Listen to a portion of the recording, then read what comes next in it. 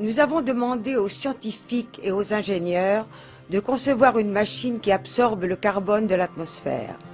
Un dispositif qui emprisonnerait le CO2 pour une durée potentiellement assez longue. Il serait naturellement respectueux de l'environnement, efficace, fiable, facile et bon marché.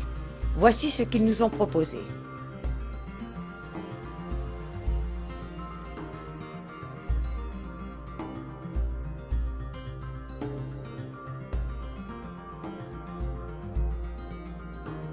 Les arbres et les forêts jouent un rôle crucial dans la régularisation de notre climat.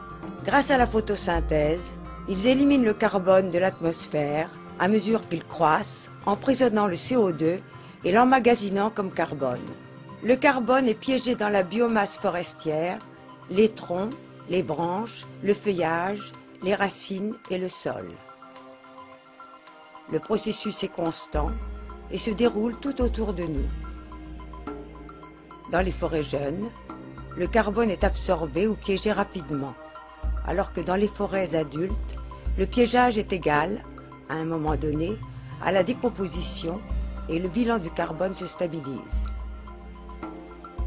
À ce stade, la forêt n'absorbe plus et devient un énorme réservoir de carbone.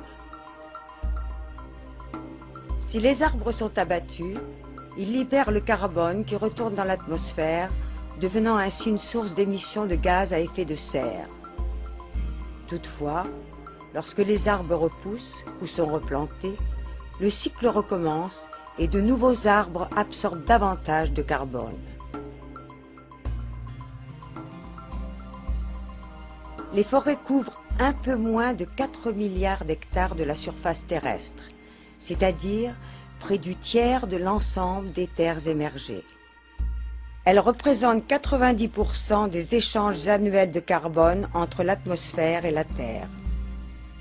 La quantité de carbone emmagasinée dans ces écosystèmes équivaut à environ 4500 gigatonnes de CO2.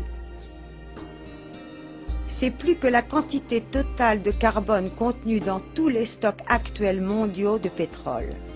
En fait, plus de la quantité totale de carbone présente dans l'atmosphère même. Il n'est donc pas surprenant que les forêts puissent contribuer activement à résoudre le problème du changement climatique. Mais nous n'en prenons pas assez soin. Il y a 8000 ans, la moitié de la surface terrestre était couverte de forêts. Aujourd'hui, elle couvre moins du tiers. Depuis 1850, la déforestation a libéré environ 120 gigatonnes de carbone dans l'atmosphère.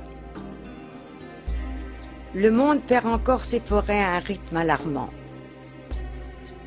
Entre 1990 et 2005, près de 13 millions d'hectares de forêts ont disparu chaque année, soit une superficie plus ou moins égale à celle de la Grèce.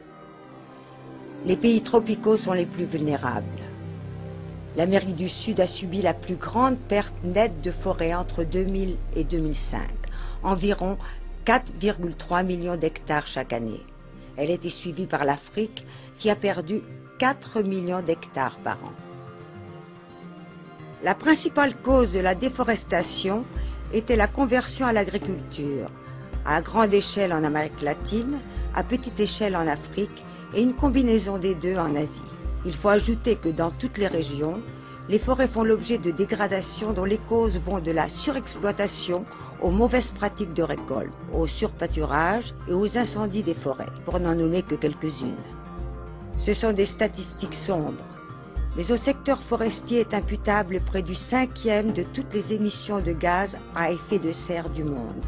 La majorité de ces émissions est due à la déforestation, mais en partie aussi à la dégradation des forêts.